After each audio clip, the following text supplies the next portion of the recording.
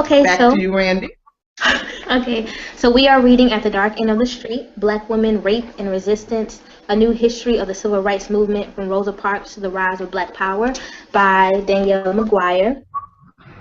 And our sessions it started June 3rd and they last until July 29th. They are from 6:30 to 8. So to jumpstart us off on discussions, last week we had some discussion questions towards the book and we didn't really get to talk about them. So I would like to start off by seeing how everyone feels about the fact that this author is a white woman. Does it matter that she is retelling this history as a white woman? Is this helpful as an ally? Or how did anybody feel when they found out that she looks to be a white woman? How did anyone feel about that? Well, I don't know if Avril has any feelings yet. She's just becoming familiar with the book and what we're doing. So maybe it's up to you and me, Randy, to kind of tackle that question. I think for me.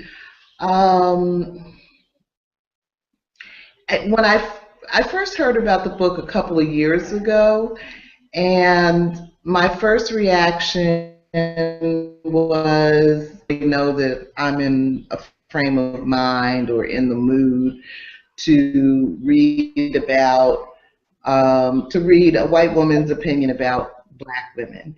And actually, I was in another online study group, and we were trying to decide what the next book was that we should read. And so this was one of the suggestions, because the book At the Dark End of the Street was actually published in 2010. So I really, I kind of felt like I needed to get myself in a mood to deal with whatever might be the case. But I've gotten there. I've actually read the book already, and and I think she does a pretty good job of of dealing with what is our history. It's still, for me, I guess I wonder why white people seem to be so fascinated with Black history. Um, but in a lot of ways, it's our history. Our histories are so tangled up at this point, so interwoven at this point, that you really can't tell one story without telling the other. A lot of what she's doing in this book is talking about the behavior of white men. Mm-hmm. Well, that's her story. It's her story to tell. And, we happen to be a part of it. So, I don't know. I'm okay with it. I wanted to create some space, though, in the group to have a few minutes to talk about this, because I think for different people, it'll bring up different issues. And I was hoping that we wouldn't have to talk about it every week.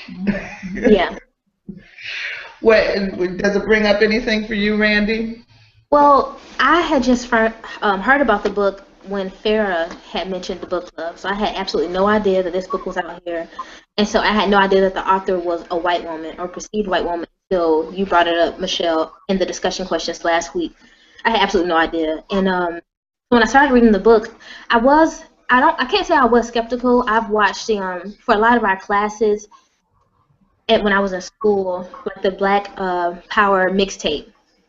It was a white director or a Swedish director who produced that whole film, and so I had kind of been introduced to white people being the forefront of Black people having a space to talk about the history, and so I was more concerned about whether this book was historical or was she going to write this from a first person. Like when I was looking up this history, I felt like a white woman. Like I didn't want to really hear about how she was feeling during this, while looking this up, because it's not about white people. It's not about her. And so when I read the prologue and the first chapter, I realized that it was very much straight to the point.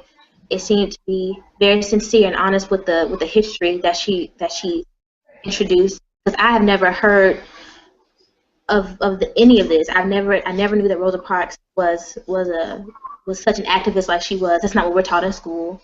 That's not what I was taught, not even in college. And I thought I was getting the type of education that was cream of the crop, And so the fact that this book is 4 years old, and I've been in school for that long in college, I felt really, I don't know, I was really mad that I hadn't heard about this at all. I had absolutely no idea about this history. And so her being white didn't really take so much of a forefront as the fact that I was learning something about this. And at the back of the book, I seen the index. She cited all her sources, and it's given me the time and space to be able to look up this stuff on my own and to learn more than maybe what she could be able to put in a book, because I'm sure there are limitations that authors have in general. And so I feel like it'd be more of a learning experience. I'm not so worried about her being white as long as it doesn't come about how this history makes her feel. I'm not, I'm not really into that. So. Yeah, great. April, do you have any thoughts about that? Just move on over a little bit. Well, it's pretty interesting because I've never heard of this book, and I wish I was aware of what was being read, and just the fact that this person is a white person who's giving her honest perspective on the rape culture of white men. I feel like I'm missing out on a lot, and I really should have to take time and read this book. And also, I'm questioning why has African experience has been eliminated from the curriculum, the American educational system. Right.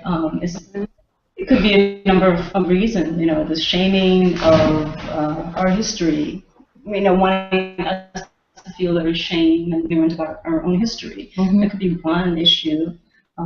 So I feel right now I'm feeling a little bit cheated. Yeah.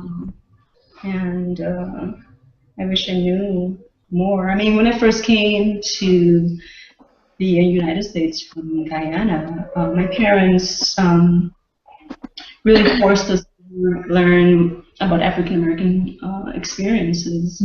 I've read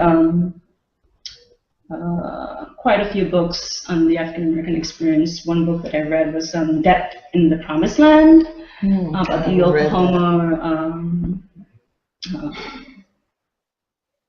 bombing, and a lot of the cities in Oklahoma and the villages, Black community that was burned down in the early 1900s. I was also introduced to Henry Louis Gates Jr. at a very early age too, but these books were introduced to me by my parents or by African Americans in my community. And they always questioned why it wasn't part of the educational curriculum. Right. Right.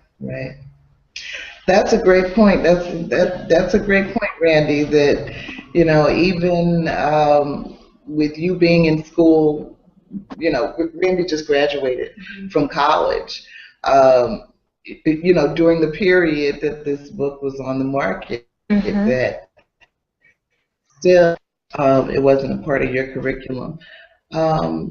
So, you know, it brings up some feelings, but I think when you know, when you realize that it's a part of our story that we need to know, whoever's telling it. Right. And as you said, Randy, just right from the very beginning, you start learning things, and you know, that's kind of shocking, especially when you're like me and you think you know everything already.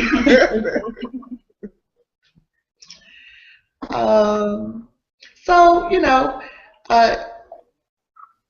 I think, you know, maybe what we can do is, as other people figure out how to come into the group, because we're going to be playing with this technology, you know, for the entire session, it seems like. You know, we may just have to create a little space for people to air whatever they're feeling about that. Okay.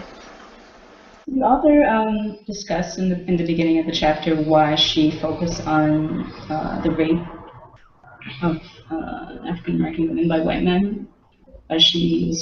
No, she never said. She doesn't talk about her own motivations, which is one of the things that, you know, makes me wonder what they are.